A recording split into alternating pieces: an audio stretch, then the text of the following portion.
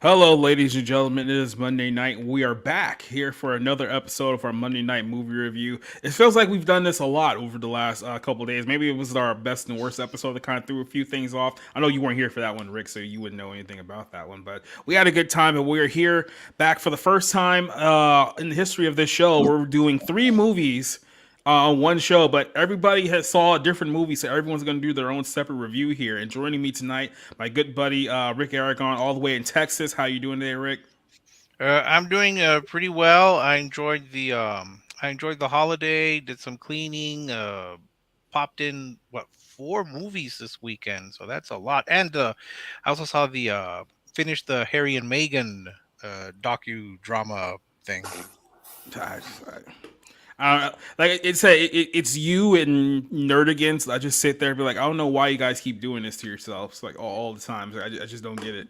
Oh, not only that, I will be getting the book on Thursday. That's scheduled to arrive.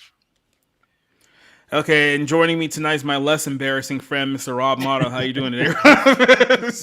Oh, I'm pretty good. I only got 7 movies in this weekend because there's a lot of playoff football to watch, and I had to actually get some errands done, because that normal adult things. But I think 2023 is off to a good start considering how bad last year was. So, but I've also seen less movies than you two have, so maybe that's too early to say at this point.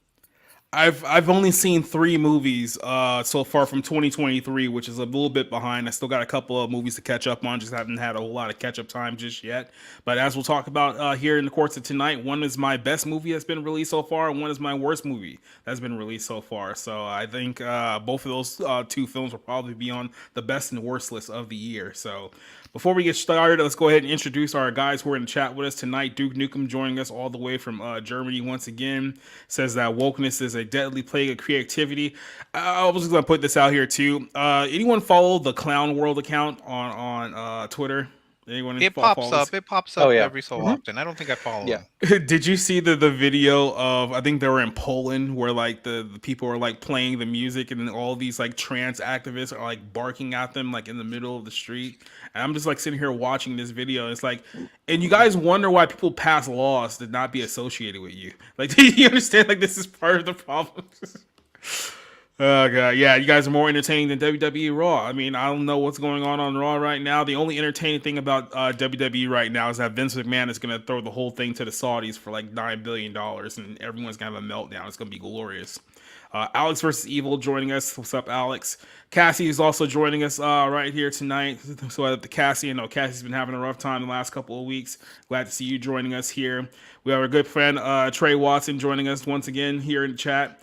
And then Cassie said, I watched the first episode of The Last of Us instead. I was debating about talking about that tomorrow. We may bring it up at some point of the show, but I mean, here's the thing about The Last of Us. I'm not sure how you guys remember, probably not Rick, because he might not be in the video games, but I remember the first game. It was great for its time because it was kind of like one of those like stealth zombie type games that had a good story around to it. The second game came out and it was one of the worst things that I've ever seen in my entire life. It pretty much pissed all over everything they did in the first film.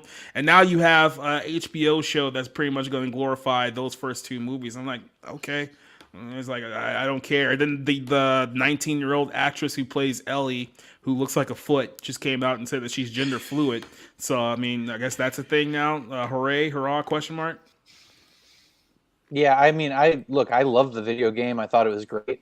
And if the adaptation is anything close to that storyline, I'm interested in seeing it. But there's a lot of look. I didn't play the second game. I just I was watching the sort of controversy on Twitter when it was released, and I feel like the game developers kind of gave the middle finger to a lot of fans. I'll kind of leave it there. You can agree or disagree with that, but and I kind of feel like a lot of people feel like this adaptation is going to be in the same vein of like we're going to inject something that wasn't there in the first game, to sort of get ideological or political or however you want to look at it. So I'm hopeful that it's good. I'm hopeful it's a good adaptation. HBO does some good work, but they've also done some really shitty adaptations like Watchmen and Lovecraft Country over the last couple years. So we'll see. I'm hopeful, but at this point, it's just kind of HBO Max is a very interesting situation because as far as their past content, they have like some of the best shows like ever created, from The Wire to The Sopranos. You can look back at shows like obviously Sex and the City was popular, Entourage was probably, they had really great content back during that time period, but the stuff that they're producing now is just absolutely, I don't know what to say about it. I know their big show right now is Euphoria, which is just like a kind of teenage degeneracy show or something like that. But it's essentially all that it is. Yeah, as Nukem said, it's hit or miss. It's very hit or miss. It's either one of the best written shows in the history of television, or it's absolute dog garbage. So yeah. Yeah, to show you how much I know, when you keep saying The Last of Us, I keep thinking, is this like This Is Us? I keep getting those two shows constantly mixed up because I've never heard of this game, obviously, because I don't play video games. I haven't played since Donkey Kong. So I would say think Walking Dead, kind of like the model. Oh, that's no fun. I never understood the popularity of Walking Dead. So like, I understood it for a certain period of time, and then it just got really, really dumb after a while. I think The Walking Dead kind of ran its course after a few seasons once you realize that the formula really didn't change much. Yeah. So I have no comment on The Last of Us. I mean, I wish them well. That's all I'm going to say. But since I don't have HBO or HBO Max, I probably will not end up watching it unless Gabe invites me to his house so I could watch it. But maybe we can sneak in an episode of Velma. No. We're gonna save all the Velma talk. We're gonna save for tomorrow because I got a big, huge rant that I want to go on about Velma there. Because, like I said, we'll save most of it for tomorrow. But the thing that's really disgusting to me about it is that they greenlit that shit the very second that the creators of Scooby-Doo died. It's like once both of those guys die, it's like, oh yeah, let's do our degenerate rated R comedy that's only gonna piss off everyone who ever liked this thing ever. So all right, well you gotta wait until I get there because I'm dying to know what you have to say. Okay, then we'll save it for when you show up. So don't take forever. How about that? No. I'll get around half hour, God willing. Yeah. All right. Before we get into this show, do anyone want to catch up on football this week? Because at this point, I'm just kind of like, I don't really care who wins it. At this hopefully the games are good, but I did like the fact that the Chargers found a way to charge it up. And I was even telling people on social media, like when they were up like 27-0 in the first half, I was like, do not start spiking the football on this team. This is the Chargers. They find ways to lose games like this. And lo and behold, a 27-point lead in the first half blown, and they're ended up out in the first round to the Jacksonville Jaguars. So, what was your thoughts about the weekend in the football? I mean, so let me just get this straight. Tony Khan's football team, is playing into the second weekend of the playoffs. So, thank you, Los Angeles Chargers, for being so inept that you couldn't hold on to a 27-point lead. By the way, I turned a movie on. I turned this game off, and I soon was like falling asleep and like saw him get one touchdown, a couple. I was like, oh, they'll be fine. There's no way they're gonna blow this lead. No, they absolutely did, and they did the same thing against Brady back in I think it was 2005 when the Chargers had LaDainian Tomlinson and Phillip Rivers. They had this amazing year, and they shit the bed. They let the Patriots steal the game. I think it was 2006 because they had went 14-2 that year and lost in the first round of Brady. Now you can say, hey, look, it's Brady, so I mean you can't hold too hard against them, but this is the Jacksonville Jaguars you're talking about here, so. Yeah, it's not a good look in any way, shape, or form. And people are saying, oh, the Jaguars are going to win a Super Bowl, then WWE is going to have to send them a belt. It's like, calm down. They're playing the Chiefs next week. Just relax. Yeah. I think the Jags are like a talented kind of young team, but they're gonna run into a wall next week. Yeah, especially on the road against Kansas City. Yeah, so thank you for Miss Flu and everyone else joining us here tonight. The Vikings are pretty much the frauds everyone thought that they were, so there's that. And then right now, Brady, oh God. So the Dallas scored again, and then they missed the extra point again, which is hilarious to me. So Brady may be playing his last game with the Bucks tonight. I know people are saying, oh, the Raiders are going to make a push for him next year. It's like, look, I'm just going to be honest with you. I think Brady's done. I think that we get to the point where it's like, you can only keep going as long as, you can physically go. And I'm looking at Tom Brady this season. I'm like, I think this is pretty much the point where he's going to have to take a knee and be like, okay, now I'm done here. Because if he goes to fucking Oakland, Vegas or Miami and then shits the bed there too, like, you're not that desperate for money. I hope he didn't lose that much with FTX that he has to keep playing for like the next 5-10 years. So, Well, that alimony is going to be very, very pricey. So he's got to keep some income coming in. Well, hopefully he has a good lawyer because he's going to be hardened for cash here. So I mean that's pretty much it as far as the football stuff goes. So, like I said, we got 3 movies to talk about here tonight. All 3 releases. We were going to pick one, but I was like, well, there is a bunch of new releases this weekend. Let's kind of split this up so we can cover all of our bases here. I don't know who wants to go first and share with the class. Rob or Rick? Want to flip a coin here? I'll go first. Yeah, I tend to defer to Rob a lot in the beginning. Well, Rob here is going to step up to the plate because his film assignment this week was a film called A Man Called Otto. So this was the Tom Hanks Oscar bait movie that came out right towards the end of the year. Obviously, didn't work out as well as he thought it was. It's not really making the rounds the way that he expected it to, but it is making a somewhat solid money right now, considering the fact they only got a very limited release in LA and New York. So essentially, I know the story is pretty much about a guy who lost his wife passed away, so he's kind of just dealing with the last years of his life, kind of being the miserable old grump, and then a new family comes in. So Rob, I'm gonna go ahead and give the floor to you here. You can go give your thoughts and your feelings about this movie here. So I want to preface this by saying this is not a bad movie. Okay. Mm-hmm. It's not bad. It's very bland. It's very it just doesn't come through necessarily. Like, it's this guy who's lost his wife. He's contemplating killing himself. Like, most of the runtime, this is Tom Hanks literally contemplating different ways of killing himself. And, other than, this sort of family moving in next door and kind of politely, but like still interrupting his life, interrupting his plans of offing himself. It's very interesting, but there's no reason for him to not necessarily do it other than like, there's a point where his wife as like a ghost, like basically prevents him from offing himself. And like he has these like interactions that slowly over time, his grumpiness and his like, grumpy Mr. Rogers persona slowly gets broken down. And he sort of sees that, it's good to have people around. It's good to have people care about you and bring you food and involve you in their life activities.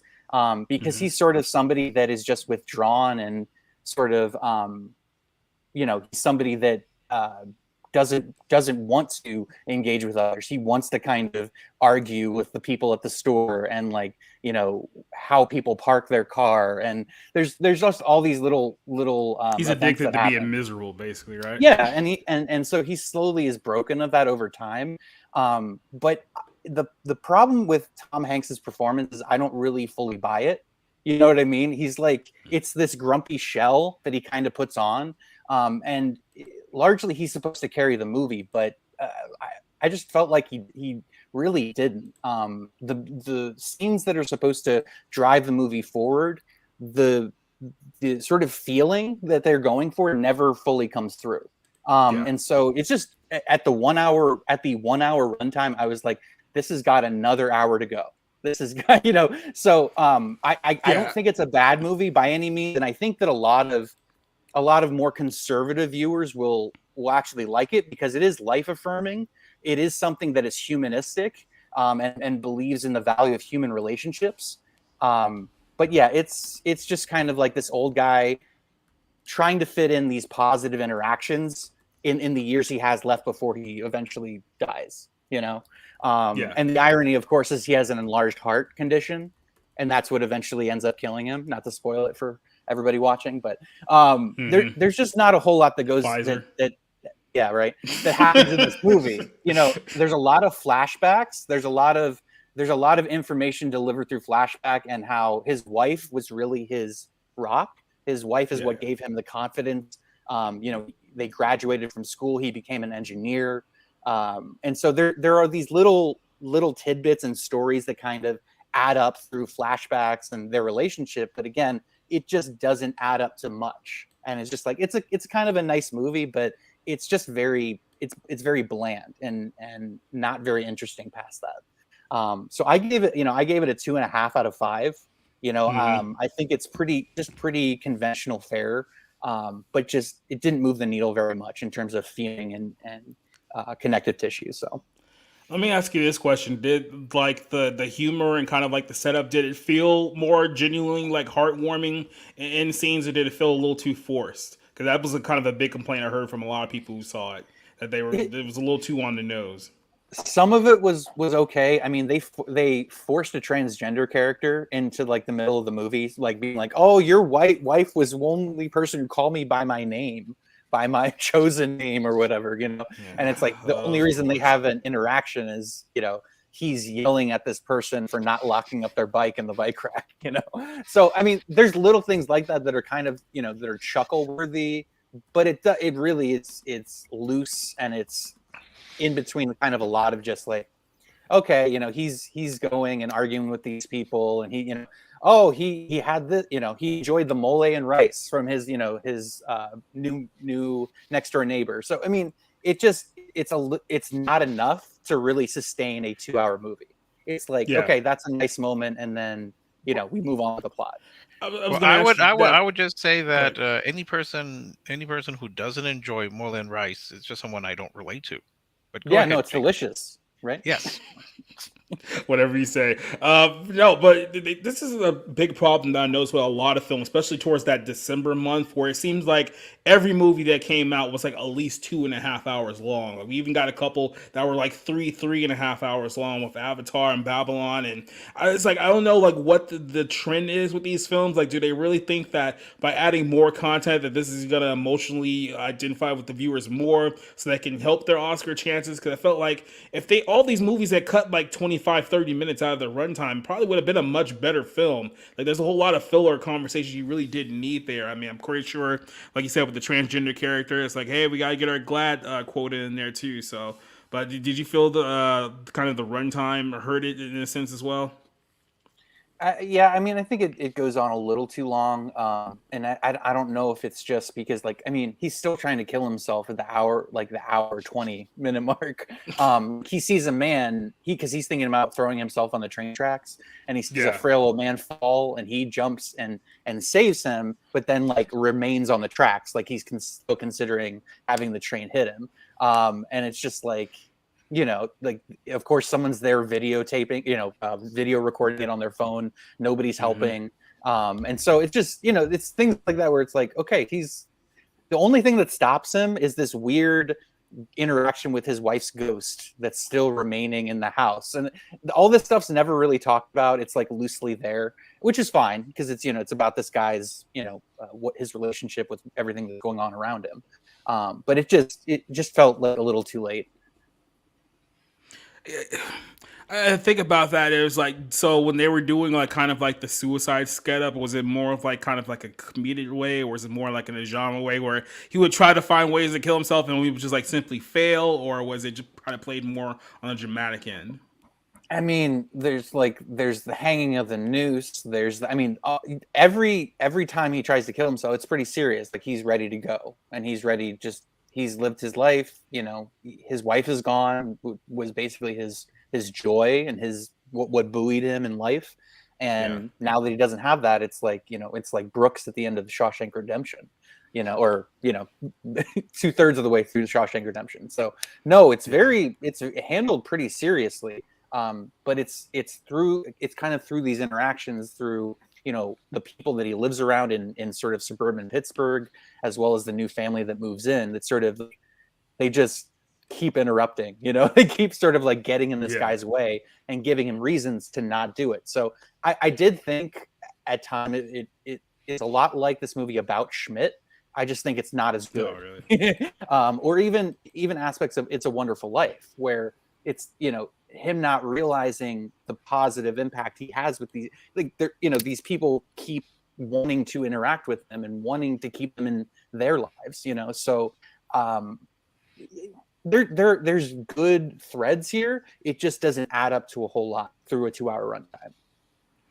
Yeah, I could definitely see that. Then like hearing like the whole thing with like his heart condition too, it was like that kind of cheapens it like towards the end too, because it's not like he's actually like learning a lesson and learning to move forward. It's like oh no, we were gonna kill him anyway. It was like then you might as well just waited out the clock then if that was kind of the route that we were gonna go through the whole time. Well, so. And that's why I say it's sort of life affirming. It's saying, hey, use the time you have remaining to enrich people's lives, to sort of be a part of your community, to be a part of get-togethers and all these events that hopefully make your life full, things that you look forward to, etc.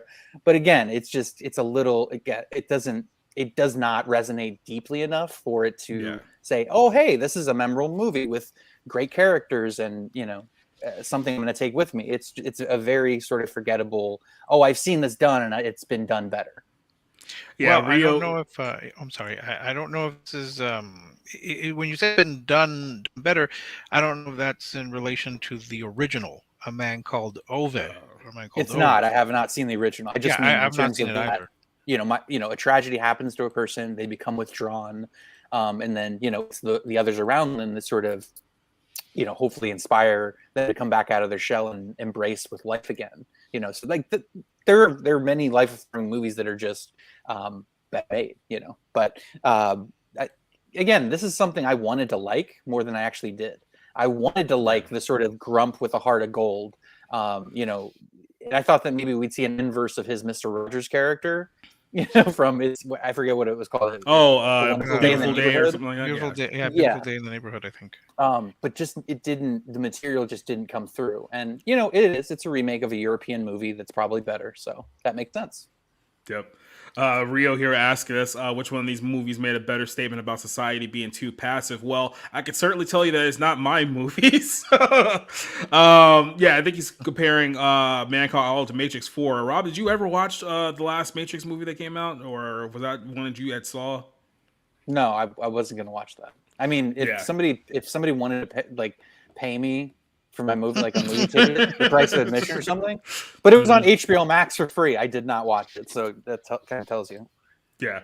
By the way, when you say pay me, make sure you pay an American and not Canadian, because they think they can get away with shit like that. So yeah. I mean, like I said, this was a movie that I still need to catch up on. I'll probably watch it like later now. It's probably not a huge priority, but I do want to actually see this one, because it was one of those movies where it comes out at the end of the year. You never quite really know if it is going to be one of the best movies of the year or not. I know a couple of years ago, and actually I think it might have been last year, 2021, where it was a journal for Jordan, which is the Michael B. Jordan movie, and American Underdog was the Kurt Warner movie that came out. Those movies were released like literally like the last 2 weeks of the entire year, and they ended up being like two of my top 3 movies like of the year. So I try not to be too cynical and give movies a chance to see if they actually do have some staying power to be in the top movie. But it looks like this one didn't quite hit its mark, and maybe that has something to do with its award performance. Quick little note here before I let Rick go. The Critics' Choice Awards, because I saw a story that Seth Rogen was complaining about them not getting enough time on TV, or them not taking the Critics' Choice Awards seriously enough. It was the lowest drawing award of all time, and it only drew 900,000 viewers. So maybe shut up, Seth. Where was it broadcast, though? I mean, it was on the CW. So CW, oh well. Yeah. Well, I'm sure they wanted to see their latest, like, Flash or Supergirl or whatever they're showing. It's like all DC shows. Whatever. Or Riverdale. Whatever. What is it? The can't show that David Zaslav just canceled. That's not going to be along anymore. I hope they get to go see that one. Oh. I did take advantage to see all three of the movies. So I also saw Otto the Grouch, as I like to call this movie. I kept flashing back of all things to Up, like before, like his life before he takes the balloons, and the house flies away with A Man Called Otto. I had a hard time accepting all these flashbacks because they just seem to fill in. I mean, just go back and forth, really without a point. That thing, one thing that bothered me was when he has that thing with the clown, because I mean you interact. I mean, the clown comes in and Hmm. then you cut to something else. I don't remember what it was, and then you cut to them um, practically arresting him, and then you cut back to the reason that Otto went after the clown. I mean, Mhm. I didn't think that was necessary. I think you could have just had them just go straight forward from when the clown takes the quarter and just kind of goes all crazy, and Otto goes crazy there. Yeah. And so Oh, that right, that because he didn't give him back the quarter that he basically had from whatever year it was. That's yeah, Yeah, I remember yeah, that because now. Yeah. that's a special quarter, because that's the that his future wife gave him Right. when he couldn't pay the ticket back. Uh, I didn't think that was necessary. It was just going back and forth, and I thought a more linear line would be better. I also thought that if he really wanted to commit suicide, he would have ignored the banging from his wacky Mexican neighbor as she's banging on the garage door. I mean, he was close to it. I mean, he was close to passing out. He could have just ignored her altogether and just completed the task. He didn't, but he did it. I think subconsciously he didn't want to kill himself, because he kept. I think he just kind of kept finding, people coming in.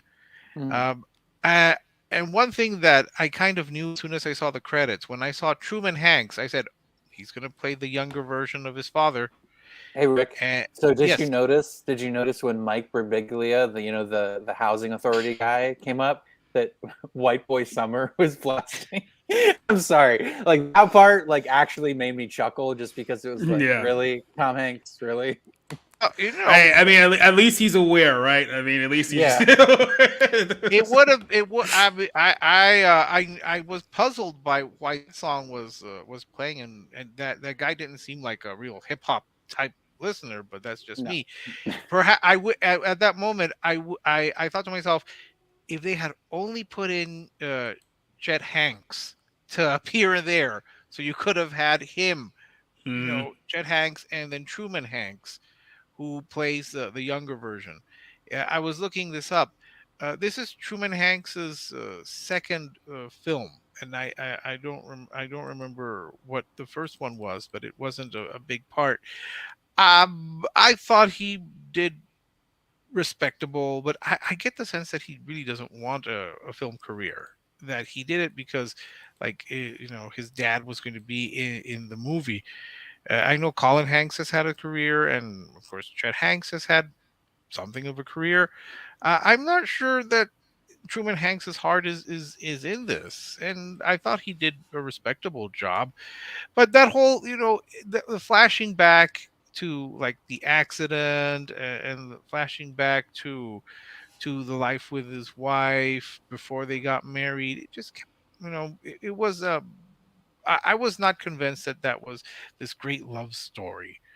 And I mean, you did meet all the diversity quotas. You had the wacky Mexican neighbors, whom I actually like, and actually felt I could relate to. The nice thing is that since they spoke so much Spanish, it's like, oh, I understand everything that you guys are saying. This is awesome. It's like I'm getting a feel for my heritage.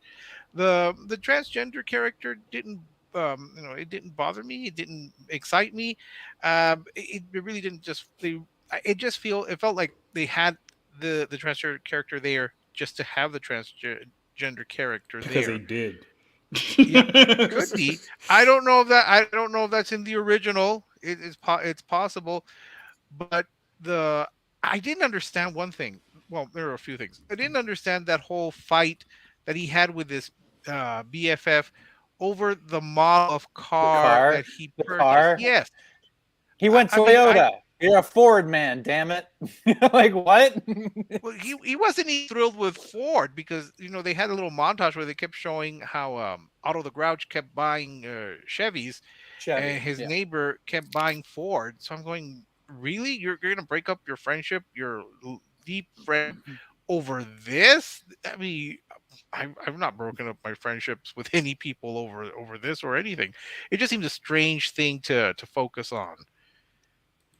So apparently, in the Sweden movie, that character that we were talking about, the one that says that I was trans and then your wife helped me or whatever the case was. So apparently, in the original Swedish version, the twist was that the person was gay, then that he helped him come out of the closet or whatnot. So apparently, there was an element of that in the original Swedish one that came out in 2015. So Well, I mean, I guess the transgender was not as well known or as I don't want to say popular, but as prevalent about the transgenderism as it's now. But I yeah. don't. I mean, it really And didn't is it affect really anything. popular or is it just heavily pushed? There's a difference between I popularity and promotion. I can't say one way or the other, but I didn't. I mean, it really didn't add anything. I mean, it just seemed just to be there. And some things that, like, when he draws attention to the fact that the name of the condo company, Die and America, it's like die. It's like dying America. I'm going. That's a little too on the nose there for me. I mean, I too did not dislike this movie, and there are certain things that, on a personal level, I relate to because he has all these, he has all her coats still hanging up. Yeah, I understand that. I have a similar thing with my mom's clothing as well. It's not something that maybe Yeah. if a couple years back I might have felt it more. Now though, I thought it was a little too trying too hard to be emotion to draw on my heartstrings. I'm not a cynical man by nature, but it struck me as if they were trying too hard. And again, I say this without having seen the original, without having read the original novel.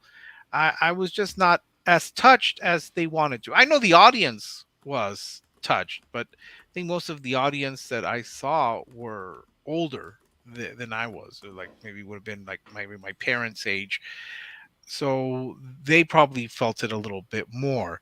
I was not. So I'm going to agree with Rob. I would have put it as a 2.5. I mean, it was a good effort. If it's Oscar bait, it's not getting any traction. So there's that. But I did like the neighbors. It just seemed like the wife was more sensible. She was the only one that Otto genuinely seemed to respect, even when he's teaching her to drive. The husband was kind of a chirpy idiot. He actually was an idiot. Then you've got the I guess the wacky neighbor who's always jogging.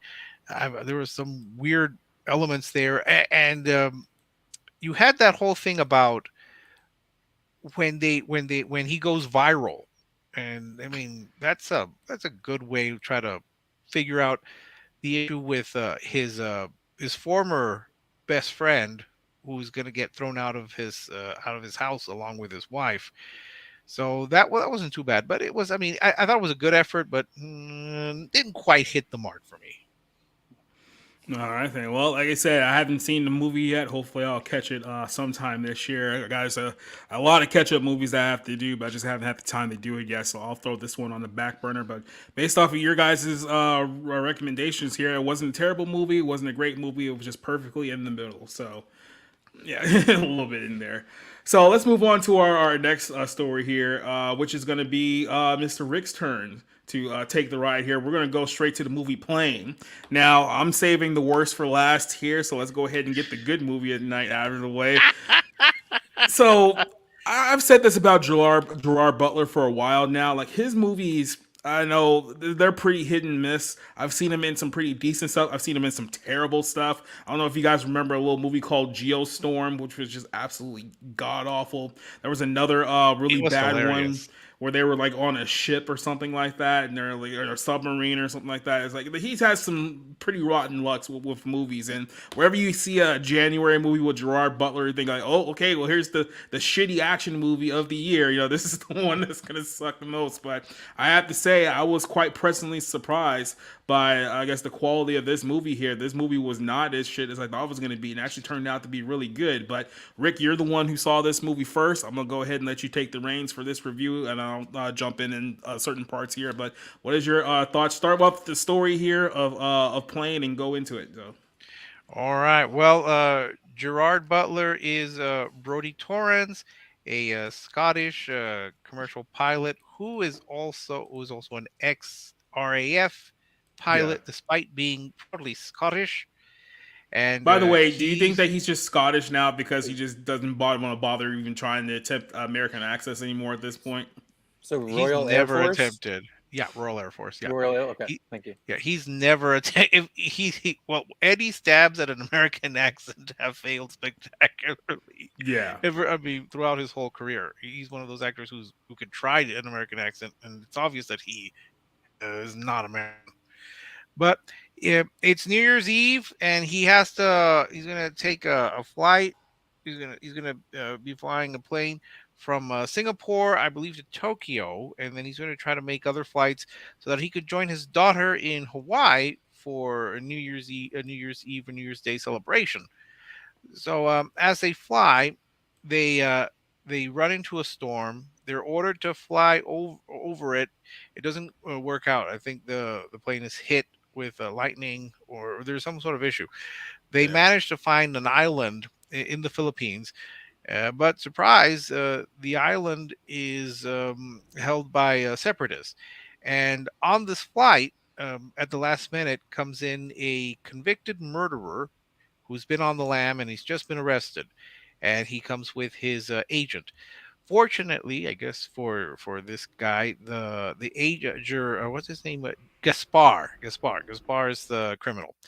His minder is oh, spoiler alert. His minder is killed uh, on the flight because he gets out of his seat, and with the turbulence that kills him. So now they're all stuck on this island. They don't really know where they are until they figure it out. And then they discover that this island is held by separatists from the Philippines, who have been getting hostages, trying to blackmail them. I mean, not trying to blackmail, trying to, I mean, hold them for ransom. And if they fail the ransom, they, of course, are killed.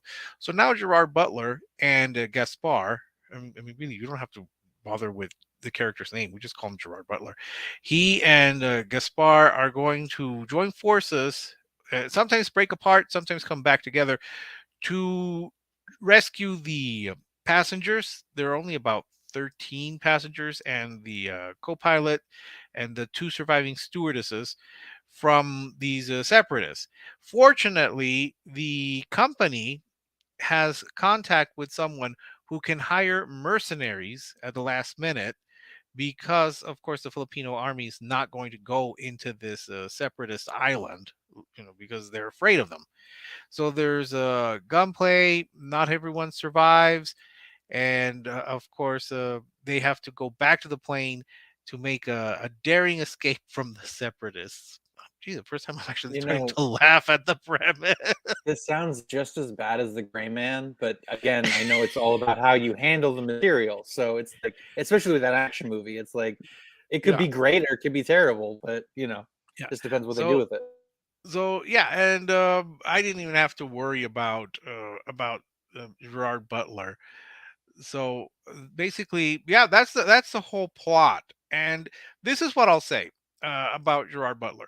I am someone who unapologetically has loved all those Has Fallen movies. Olympus Has Fallen, London Has Fallen, Angel Has Fallen. I've enjoyed them for good fun.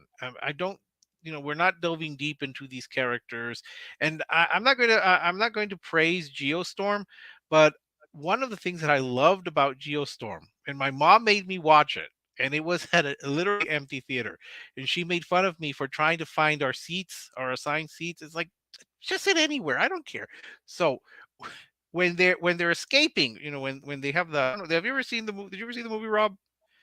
Geostorm, Um, or is it I have Geostorm? never seen Geostorm. No. I don't know if it was Geostorm or yeah, I think he has to go off into space to fix a satellite. Yeah, I don't remember. They seem to be blending. When they're sounding the all everyone to escape the ship, abandon the spaceship. I swear, when I saw all the crew trying to fly off, the first thing that popped into my mind was the Spaceballs theme. As you know, in the movie where in Spaceballs they're all trying to escape, I literally heard in my mind, "We're the Spaceballs." I actually heard that, and I started laughing so hard. My mom did not understand why I was finding all of this funny. All right, so back to what was this plane? Look, if you go into a Gerard Butler movie, you should know what you're getting. What I got was a good, solid action film that didn't ask much. This gave me the most basic characterization of these people. We had the crabby pit. We have the crabby passenger. We had kind of like these two English type um people. We had these two girls that seemed to want to videotape and take pictures of everything and everyone. Oh, excuse me. So it sounds And like so they're social media influencers or something like that. something like, well, not quite, but I mean, they seem to be obsessed with it. And I there were certain things that I was just fascinated by. For example, the plane is going through major turbulence, and they're told to brace for impact. But the girls are like, "Oh, we're not getting any service," and I'm going, this is not the time to focus on things like that. I mean, the plane is going down. You might crash, and here you are worried about getting your latest YouTube subscription notice. It's just strange. And on this very remote island, they're getting excellent Wi-Fi because the guy's able to like live stream his other passengers as they're complaining about where they're at. So again, I went into this movie with very few expectations. It's going to be a Gerard Butler film. It's going to be an action film. He's going to save the day, and that's what he did. He met the standard that I let. They tried to Yeah. give him this element of, oh, I have to get back to my daughter. I mean, that's a nice characterization. Gerard Butler is like the Scottish Liam Neeson, only younger. Because I think Gerard Butler is like in his 50s. I think he's 53. So I mean, you kind of you're not going to expect this great dramatic performance or reveal. You're going to get a solid, good action film where he's going to be rescuing these people, and he's going to be aided by this guy who is maybe a little shady, maybe not. You don't know if he's going to be a good guy or bad guy. The film keeps flipping between whether he's a good guy or a bad guy, because sometimes he'll help him, and sometimes he'll leave him, and sometimes he'll like fight. He'll try to shoot off the separatists, and then sometimes he'll go after the bag of money that's also there. And I like the fact that the corporation is like, oh, okay, well, we're gonna find this guy, Tony Goldwyn. We're gonna find him, and he's gonna bring in some mercenaries. It's like I did not know that that airlines had mercenaries on their payroll. But it's a it's a You fantastic film. know, when I Go with think of this movie Gerard with that. Butler, Yeah. I was just gonna say, when I think of Gerard Butler, I think of like a guy who picked up where Clive Owen left off. Where it was like he was kind of like a shoot 'em up like action guy, but he also has the reputation of being able to carry a acting performance too. Gerard Butler, I also think should have been considered as like a James Bond type. Now maybe the British have an issue with that because he's Scottish or whatever, but like I don't know. He always fit that mold for me too. But I think I he's I fine don't in these action roles. So I don't think so. I mean, Sean Connery was very Scottish, and that was not an issue for him. I think he would have been maybe. He probably would have been better than Daniel Craig, because he would have at least found some humor versus the very morose, dour, unhappy version that Craig gave us.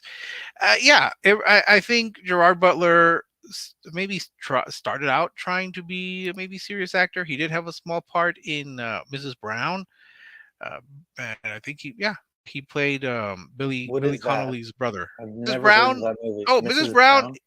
Mrs. Brown, or you might know it as Her Majesty Mrs. Brown. It's about the relationship between Queen Victoria and John Brown, her Scottish Highlander BFF, who helped her come out of mourning after her husband Prince Albert died. Yeah, movies about the So royalty are like anathema to me. So it took me forever to watch The Queen and The King's Speech. So don't speak to me. Don't speak to me. anyway, so I'm a sucker Plane. for costume dramas. Anyway, with Plane, go into it knowing that it's going to be a Gerard Butler action film. Ever since he bulked up for 300, that's pretty much his bread and butter. All he's done, I can't think of like a great dramatic performance. Even when he tries to do something different, when he did that Playing for Keeps, where he was a soccer player, and of course he had to be Scottish because obviously he was not going to. He's an actor who's never been able to sound like an American, even when he tries. Bless his heart. I like that one that he did where the Greenland. I did like Greenland, and I like these. Go into it knowing that these are going to be entertaining films that don't ask much from you. They're not going to be an exploration into the dark recesses of the soul. They're just going to be good, solid action films. You're going to get a lot of gunplay. You're not going to delve too much into characters. You're not gonna have to worry about anything that could be considered like message. You're not going to get Heavy. any messages. Yeah, you're not going to Yeah. get any messages of. And hey, look, Kumail Nanjiani should like this movie because we got minority villains. I mean, we got the whole Filipinos there. They're evil. They're out there killing all these You know, people. So I there you always go. thought I always thought the great thing about equality, was that you can be anything you want. You're not constricted by race or gender or sexual orientation. You can be a piece of shit. You can be the hero who saves the day. So that's beautiful. That's where it's like you're not held back by any of those factors. You could be anything you want. Yeah, but it's interesting that this movie can't. I saw this movie shortly after we had that discussion about how minorities were not villains. Here, they are very much villains. And you also have, like I said, you have stabs. You have just basics of to give these characters some depth. Like the co-pilot, for example, you have a picture of his family, and he talks about how hard it is for him and his wife, but they make it work. And then Gerard Butler, you have flashes of you have scenes where his daughter is very anxious when she hears that the flight is missing, and she sends a message to him, I guess online, to telling him how much she loves him. That's nice. It's a positive. Um, so you get little bits here. I was entertained, and I know the audience too was very much entertained. They were very much into it. They were worried. You don't have all the characters survive, so some of them do die. And one thing that I noted when in my review is that Gerard Butler plays someone who is not superhuman. I mean, he gets injured, he has pain, he gets shot, and he does deal with that. He gets a cut in the head, so he's not invulnerable. It's an unfortunate trope that a lot of films have where the hero has to be invulnerable. Here he's not. Here he's wounded, he's hurt, and he's also in his 50s. So I don't know. I mean, well, hey, Liam Neeson is what, like almost pushing 70, and he's still doing these action films. So He should maybe they stop. should team up. Yeah, yeah, just team Yeah. up. First of all, I just wanted to apologize for that because there was some situation happening here with neighbors that I had to take care of. So I missed a lot of you guys' conversation, but I'm glad you guys were able to hold it down just a little bit there. But did you get to your final thoughts here? Because I did have a couple things I wanted to add, hopefully. Oh yeah, my final thoughts is that go into this knowing that it's a Gerard Butler action film. If you like those films, if you don't ask much from them, you will be entertained. You'll get good action. You'll get a quick running time. It is under 2 hours, so I enjoyed this movie for for what it was. I don't pretend that it's anything more than it is, and yeah, that's pretty much it. And Jacob, all I can tell you is fix the hole in the wall before the dog comes and tries to kill your doll. All right. Let's start off with the plane movie here first before we start getting back into that. Yeah, so I think you guys talked a lot a bit about this. So I just want to put in my thoughts here. I liked everything about this movie playing from kind of like its initial setup to shifting gears to them finding the island, trying to find people to help them, the whole conflict with the separatist group, and kind of its conclusion. I was expecting this kind of be just like your typical like terrible Gerard Butler movie. Like there's a few that we talked about. Hunter Killer was one of them. Obviously, we had Angel Was Fallen was another bad one.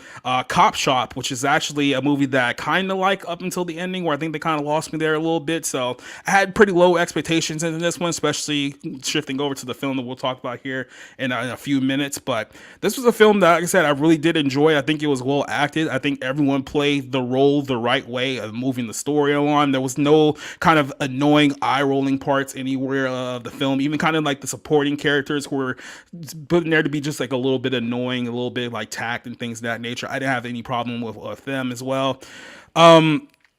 Gerard Butler probably doesn't get, like I said, enough credit for doing his action roles. I know someone that said that he's kind of taking over that Jason Statham niche for these type of movies, but I think this is a great throwback to really a type of movie that you don't really see too much these days. These just typical, just straightforward action movies. You get a little bit of a budget here.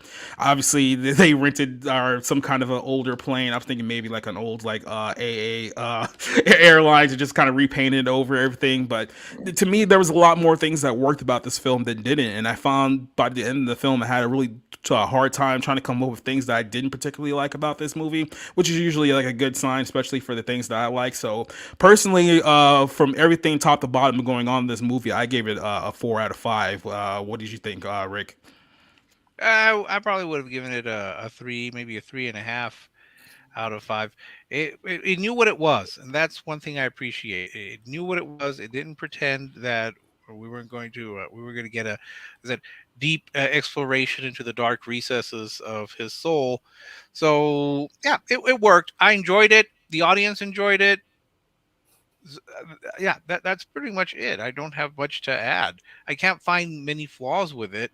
Maybe though, I guess being nitpicky, um, the idea that he worked for all these years at the airline company and didn't know his badge number, I was like, I don't quite buy that. And when he's making the call and he manages to get through, it's like, I know my badge number. I've worked 15 years. So how do you not know your You wouldn't badge number? memorize your own badge number? I did remember my own badge number, but then I work at a library, so maybe that's it. But yeah, there's not much to fault in it. You just go in, you get what you paid for, which was a good, solid action film. And what more can you ask from something if you know what it is? So I have no complaints. I enjoyed this. Out of the three that we are talking about, and I saw all three, this is the one I enjoyed the most. Yeah, no, I can't argue with that one whatsoever, especially talking about the movie we're going to be talking about here next here. But yeah, Plane, definitely the strongest movie I've seen so far this year. Now, keep in mind, I've only seen 3 movies so far this year, but that one I think it has a pretty good shot of being on the top list. Hey, if there's 10 other movies better than this one, then I think we'll be in for a good year. However, if there are 10 movies worse than the next movie that we're going to talk about here, we may be in a big problem, and that is the film House Party. So I know, Rick, I know you went out and saw this one. I didn't force you to go see it this time, so you can't hold it over on me. Rob, I'm not sure. Rob just completely avoided this movie. I think he wants to avoid as many bad movies as he possibly can at this point. But yeah, so obviously we all know the classic 1990s film House Party. We all know the story about that film. We all know going back to the days of, New Jack Swing and kind of like the teenage house parties, black culture, things of that nature. The House Party was known for and it propelled. Now, you can say that the other three movies that came after it, maybe not as great, maybe not as good. Probably should have got out where they got ahead there, but that's in his own point. We heard that LeBron James was going to team with Warner Brothers to create a remake of House Party. And it's one of those movies where we're going to name it the exact same thing as the old 1990s movie. And you have to ask yourself, who really asked for this? Who really wanted a new House Party movie? No one. This is one of these movies that you're going to get rather than the movie that you actually want. So going into this, when I saw the trailer for it, and I think a lot of people kind of got mad at me when I said it might actually be good depending on how they set this up, because clearly it's not the same exact setup as the first movie, but there's ways that you can work around it for it to be entertaining. So I kind of had a little shred of hope, and clearly that was a mistake. I should have had no hope for this movie whatsoever, because this movie is one of the worst comedies that I've seen ever in the history of running this site. So I think I said this on maybe the Bar Room or one of our other podcasts that we did, that I've been doing society reviews for almost 7 years now. So in the 7 years I've been doing this site, I've only walked out of 4 movies at an entire period, and this was one of them. This is one of the movies that it just got to a point where it just completely broke me, and I had to walk out. At that point I was on my phone the whole time. It's should I just leave now? What am I even still doing here? But so the setup is that you have two guys who I guess are kind of broke, janky promoters who do nightclubs and parties and stuff like that. One of them has a daughter. I don't even remember the guy's name. I don't even care to figure out what the guy's name was. But one of them has a daughter, and it's one of those setups was oh, well, I'm a single dad, and if I don't put my kid through school, I'm gonna lose custody and blah blah blah, yada yada, and all that good stuff. So they're cleaning service guys. They get paid by a giant business to clean houses for millionaires. That's how they make their cash. So one day they ended up going on an assignment where they're doing work on LeBron James's house. Now somehow they have no idea that this is LeBron James's house, because apparently the company doesn't give them that information.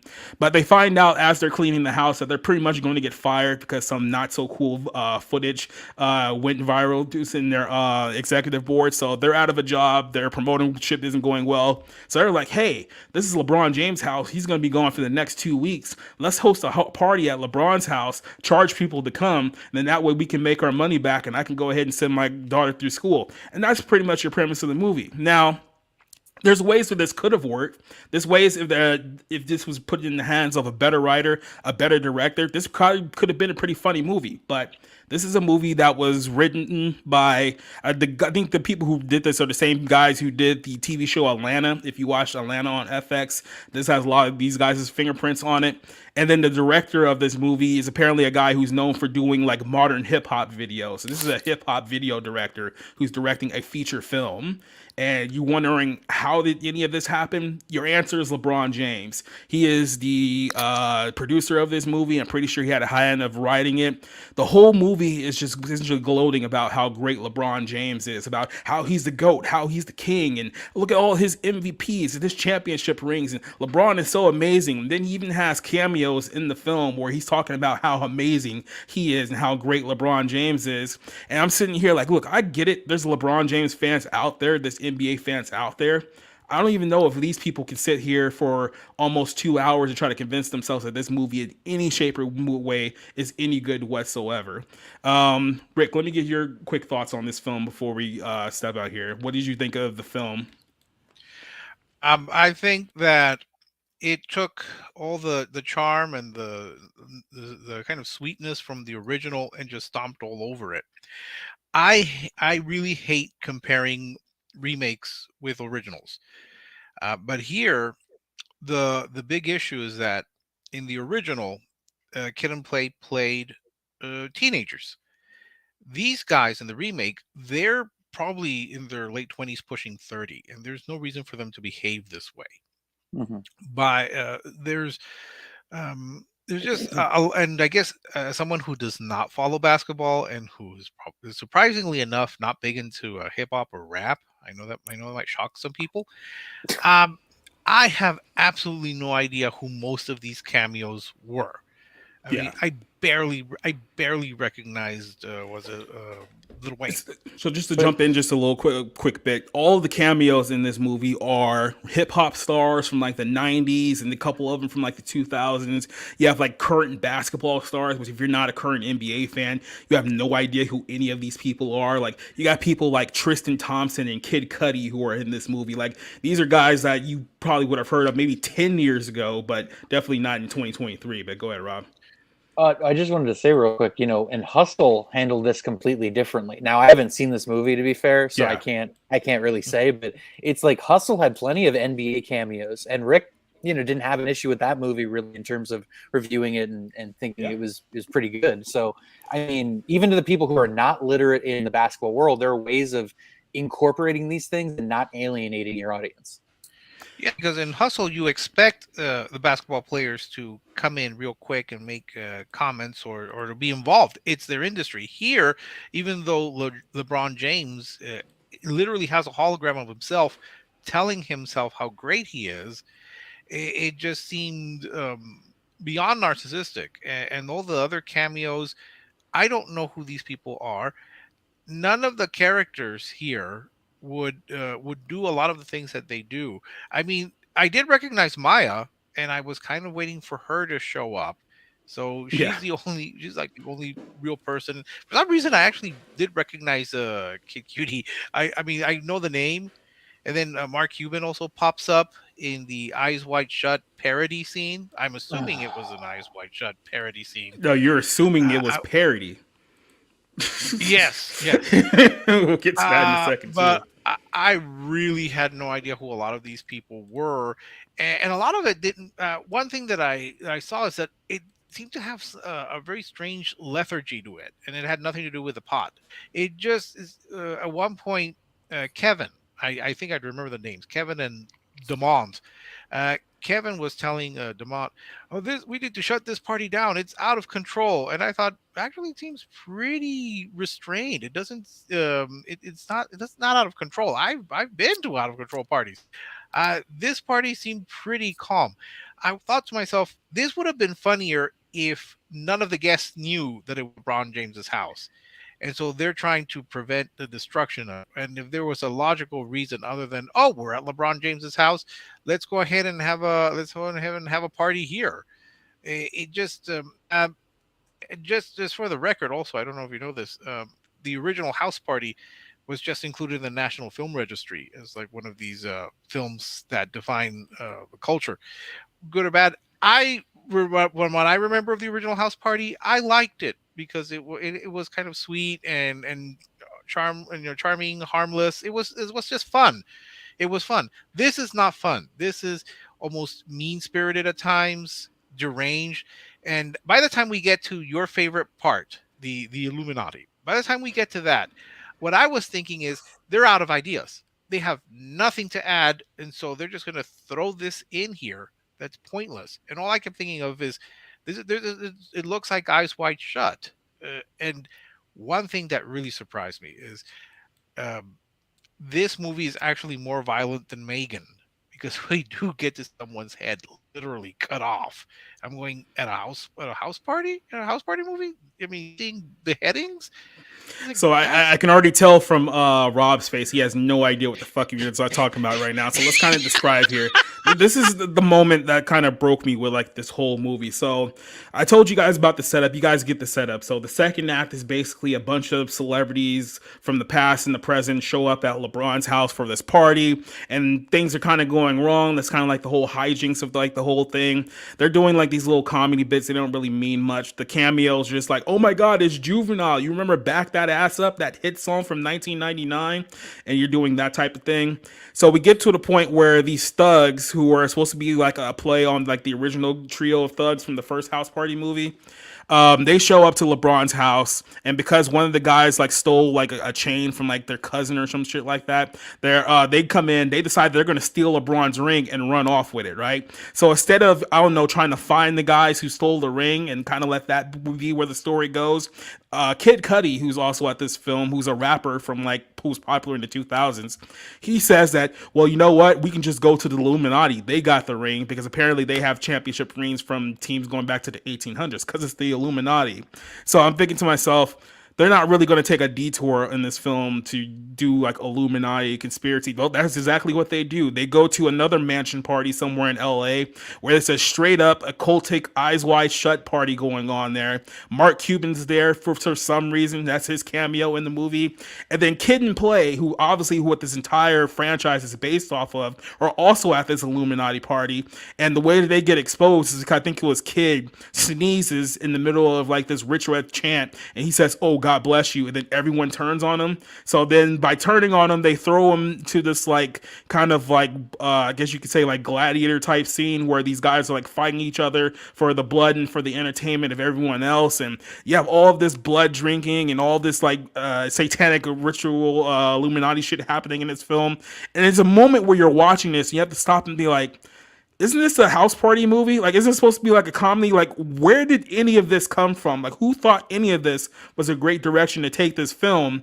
But somehow they ended up getting the exact championship ring that LeBron had, and then they just go back to their party, and then the movie just continues. So it was just an abrupt detour that completely took everyone out of the film. No one could figure out what the fuck was going on here. And then LeBron shows up. And then Braun, playing himself, shows up in the movie talking about, oh, I was supposed to be gone for 2 weeks, but I was only gone for 1 week because I'm the GOAT. And I only need 1 week to recover. And then at that point, I was like, I'm done.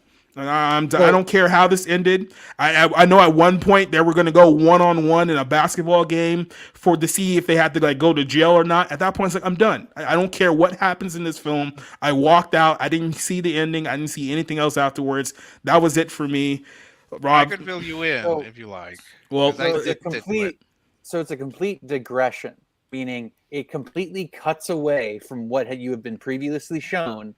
It has nothing to do with the rest of the movie, and it's just okay. I want to see this movie now. I want to watch this movie so I can review it, just so I can take a shit on it. Okay, because this sounds like the most like indulgent, narcissistic, self-involved nonsense that LeBron James could possibly produce, and then it's completely detached from any kind of traditional storytelling.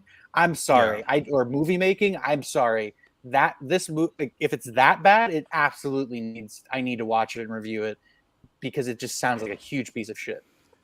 Yeah. Well, I might actually, this is the rare time when I might actually recommend that you partake in some recreational activity before you go and see it. That might make it more enjoyable. And I don't. Oh no, I'm going to wait till it comes to HBO Max. Like, I'm going to wait till it comes. I'm not paying to see it. So, but yeah. Yeah. No. I'll wait till it comes on Raider Bay. Yeah. That I don't know what that is. Well, Rick, apparently you actually stayed and watched the ending to this movie. So how did this clusterfuck actually end? Well, he surprisingly enough lost the basketball shootout to LeBron James. Shocker. I don't know if that comes as a shock. I don't know if it comes as a shock to anyone. So he goes to jail, and in voiceover, we find out that this trio of thugs, what do they call themselves? Thug Machine or whatever they were. Yeah. They tried to sell the ring on like an eBay type site. So they were arrested. And then wait, were they arrested on the same night, or was this like after? No, this was months. I think this was months later. And then Venus's BFF and the token white guy hooked up.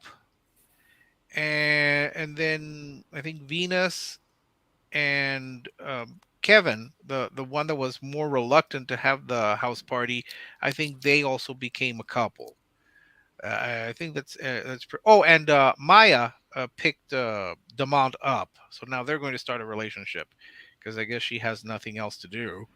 Sure. And I get Venus's BFF and the token white guy, they and their koala are going to go off to Houston to start their life there. And I don't remember what happened. So in other words, I missed fucking nothing. Yeah, pretty much. Unless you wanted to see, Maya and the token white guy pop up again, and the koala too. Yeah, And because I was clear. there again, once the whole thing with the Illuminati, I mean, it didn't really bother me so much as I was just puzzled as to why we're going through all this. Why don't they just go after the guys who stole it? That would have been more logical, because apparently this is a one of a kind ring. This is a ring that he got when he was in Cleveland.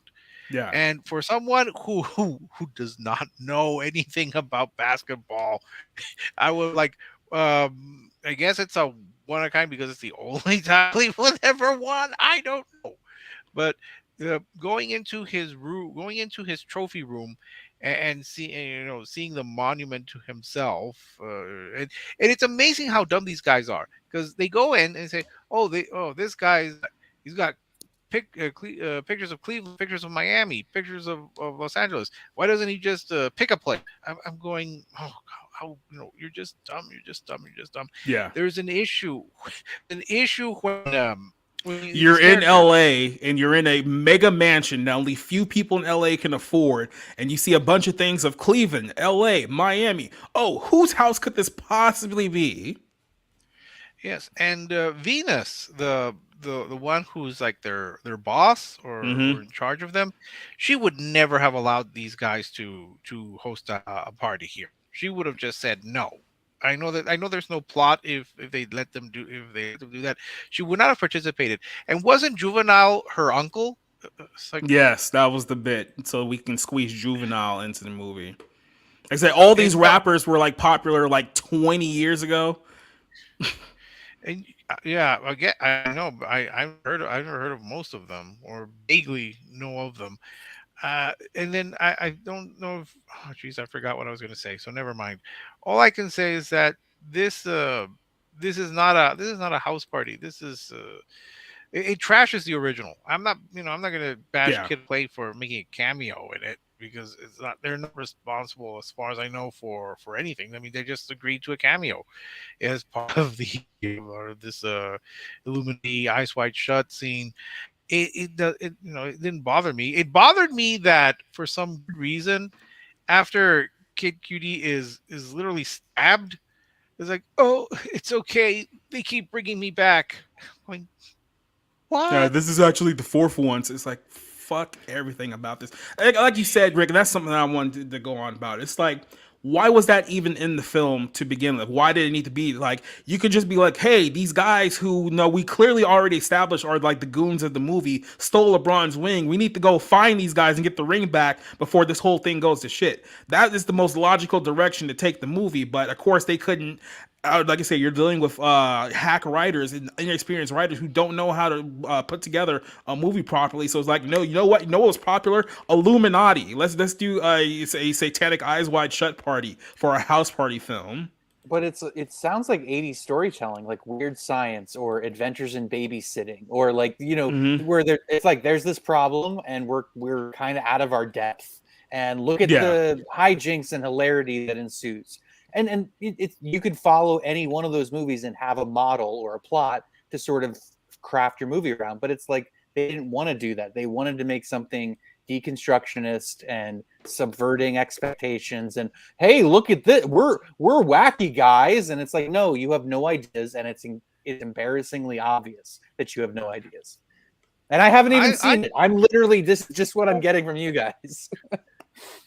What really bothered me is just, for me, all of these characters were just caricatures and stereotypes.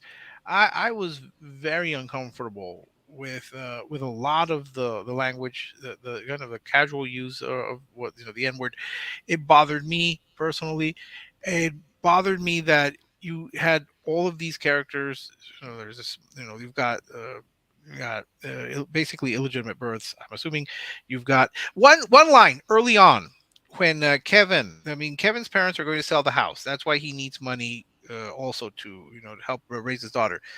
And he says, can I at least keep the refrigerator or the toaster or whatever's in the kitchen? And the dad says, oh no, come on, most of this stuff we got in the riots. I'm going, geez, I mean that just bothered me. I'm gonna not be lying with you. There was a point where I was like, which one?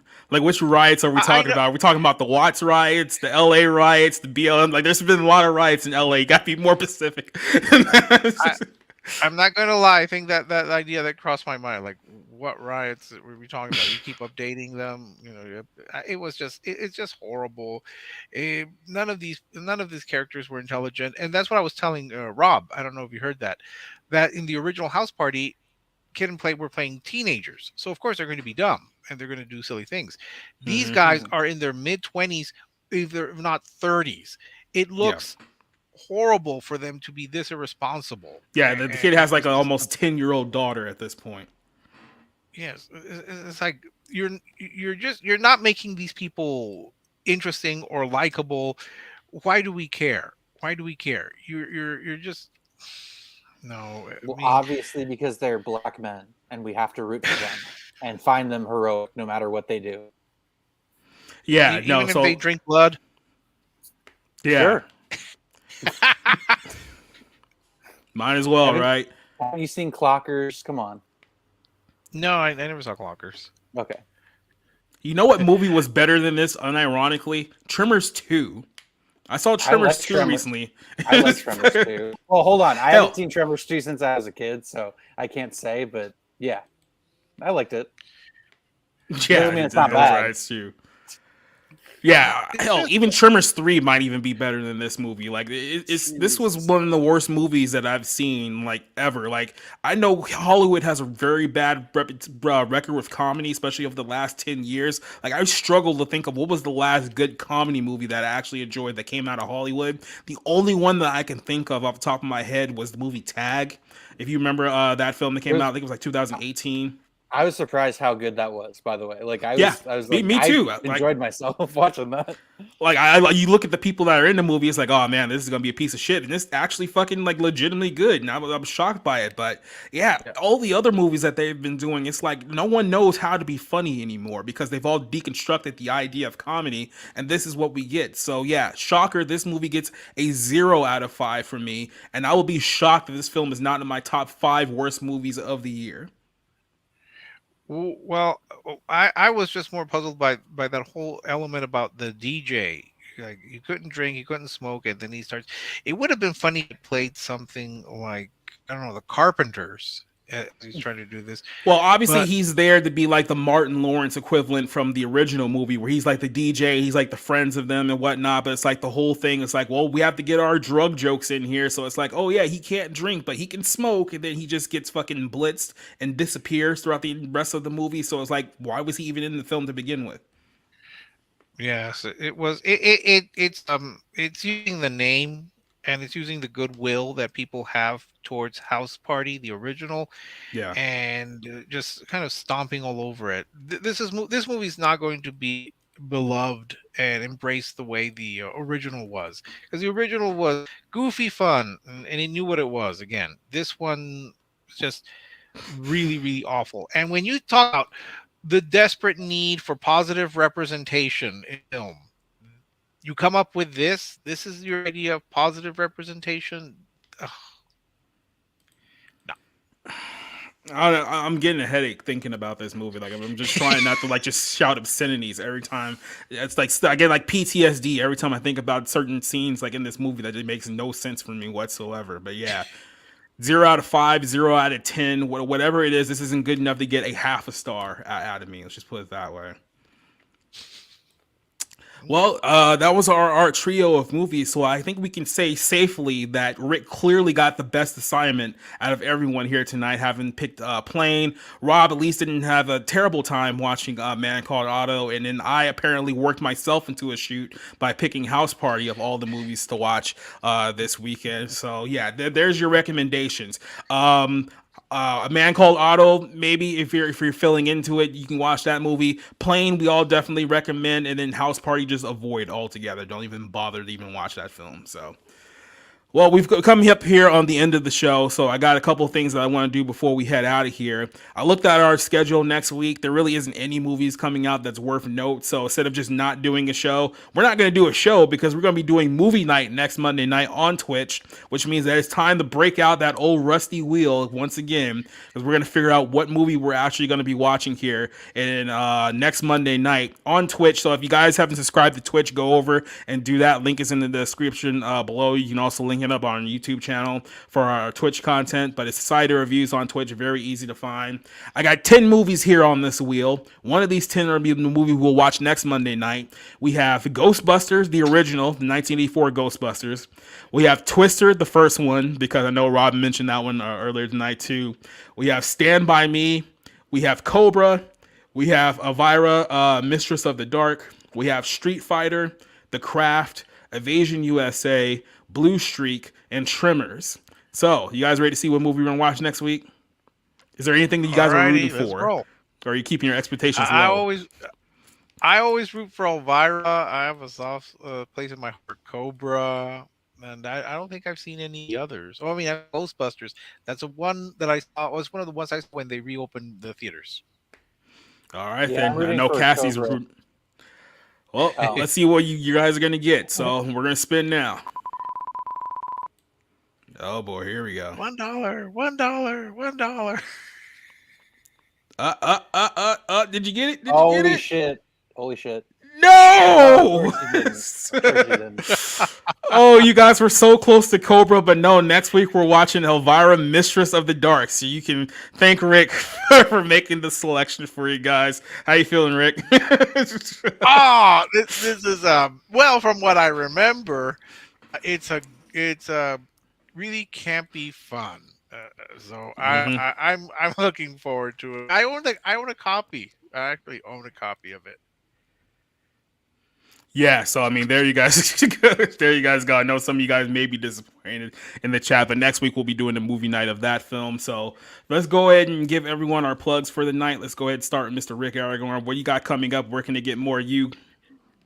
Well, you can always find me at Rick's Texan Reviews or Rick's Cafe Texan. I've just finished up my reviews of Plane, House Party. I have I'm still working through the Otto, and I also have upcoming reviews of Harry and Meghan, the Netflix series, and yeah, just trying to catch up on my reviews, and waiting to find out who gets nominated for the Online Film Critics Society. I submitted my slate of nominees, and now just waiting to find out what nominations ultimately went out, so that I could vote and see who our group selects as the best for last year. And that's pretty much it. All right, then, and then we're gonna go ahead and drop out to our Mr. Rob Motto. What you got coming up, Rob? Yes, I did not get to my John Woo movies last weekend because I just had too much on my plate. So I will be getting to that this week. I also have my review of A Man Called Otto coming out. Should have that out tomorrow morning. And I'm just continuing to watch movies, trying to get my hands on as many 2023 releases as I can. I have that Nicolas Cage Western. I think it's called The Old Way. So I'll probably review that this weekend or later this week. And yeah, you can just follow me on my Twitter. That's where I talk about movies. And I'm also currently working through Pauline Kael's fourth book of reviews, which span from 1975 to 1980. So I'm just working my way through her reviews. And yep, you can just see it all on my Twitter, which is at the bottom of the screen.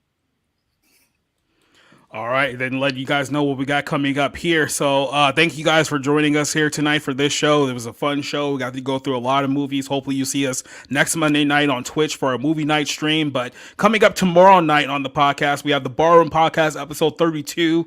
We're going to be talking about Velma and the trash fire that is that Velma TV show, and the fact that they waited for the creators of Scooby-Doo to die so they could absolutely wreck and piss all over their legacy. We're going to have a big rant about that tomorrow. We're also going to talk about all of a sudden, we reviewed the movie Megan here a couple of weeks ago, but now people are claiming that the 11-year-old robot girl is now the new icon for the LGBTQ community, and we're going to the reasoning why they all saying that she's now a LGBTQ icon. We'll talk about that tomorrow. Ezra Miller somehow ducks jail time, so now the talks about Warner Brothers Discovery keep him. Is that what's going to happen here? I don't know what's going on with Warner Brothers, but another Warner Brothers story we're going to talk about tomorrow is the fact that Dwayne "The Rock" Johnson has apparently pissed off a lot of people because he met with David Zaslav in secret in order to get him some more power in the DC extended universe, and that obviously didn't go over very well with executives, and you wonder why there's some stories going about how bad of a guy Dwayne Johnson is. They may have something to do with it. And then, of course, we're also talking about Disney apparently reshooting Ant-Man 3 over concerns that the film is too dark and they need to lighten up the tone with more humor, which means more MCU humor in the future. That'll be a lot of things we're talking about. We might even talk about a little bit The Last of Us. I know only Cassie has seen it, but I'm not sure how many other people have at least watched it or know about it, so we may talk about that tomorrow night as well. This Saturday night, we're going to be doing a stream for the UFC. The UFC pay-per-view is in Brazil this weekend, so I don't know the exact start time on that one, but I do hope to do a stream on that one Saturday night. And then, like I said, next Monday night we'll be here on Twitch. So for everyone who joined us here, give a quick little shout out for everyone. Cassie Johnson, who was in the chat with us tonight, Volume Dealer, Rio, who was here earlier tonight, Mrs. Flu, DK, Duke Nukem, who's always here, Alex vs. Evil, who's always here. For anyone else who I may have missed, Dre, who was joining us in the chat tonight. For all you guys, Doe, didn't forget about you as well. For everyone who joined us, we're glad you guys took some little time out of your Monday Night Football game to join us. You're not really missing much. It's not much of a game right now, so there's worse ways to spend your Monday night. So until then, we're going to go ahead and wrap this one up and send you guys home. Join us tomorrow night for the Barroom Podcast, 9 p.m. Eastern Standard Time. And go ahead and just wave to the crowd. We're going to get out of here. We'll see you guys later. So adios, people.